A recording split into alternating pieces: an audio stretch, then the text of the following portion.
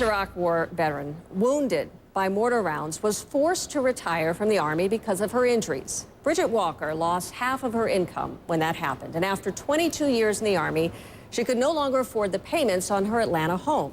So she asked her bank, Chase, to lower her monthly payments and was rejected. Her home was going to be auctioned off on January 3rd, so Walker reached out for help. Occupy Atlanta got involved, along with civil rights activist Joseph Lowry. Just a couple days ago, her bank lowered her payments by more than half. We reached out to Chase, and they told us, quote, "We're very pleased we could help a military veteran who has sacrificed for our country." Well, before Walker's loan was modified, she was among 2 million homeowners being foreclosed on right now here in this country. Another 6 million homeowners are 30 or more days delinquent on their payments. I want to bring in Bridget Walker, who joins us now. And first of all, it's such a pleasure to meet you. Nice to meet you, too. Congratulations. I know that it was a pretty tough situation for you. What does it mean for you now on the holiday that you're not going to be kicked out of your home, which was just weeks away? It's a blessing. I'm happy, I'm overjoyed, I'm excited. Instead of trying to plan to move now, we can actually plan for Christmas. That's nice. Yes. How did this come about? I mean, you lost half of your income. You went to the bank. What was their response? They was telling me that to submit certain type of documentation, and it was a continuous cycle of submitting documents and denials stating that I need to have more income because my expenses were too great or my income wasn't enough. And it was just a continuous cycle of trying to get some help so I could breathe. I understand. With my hardship.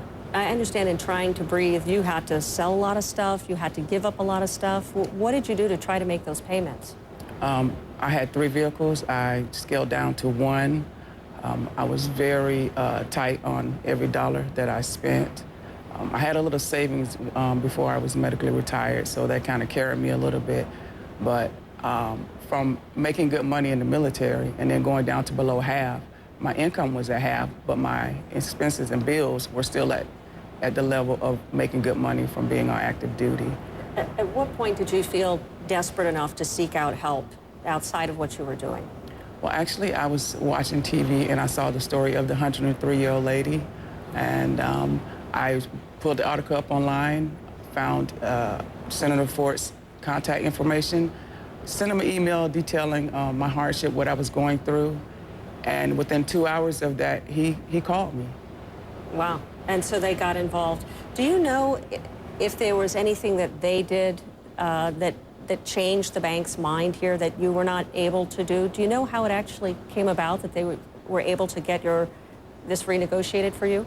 Yes, they got everyday common people like us involved.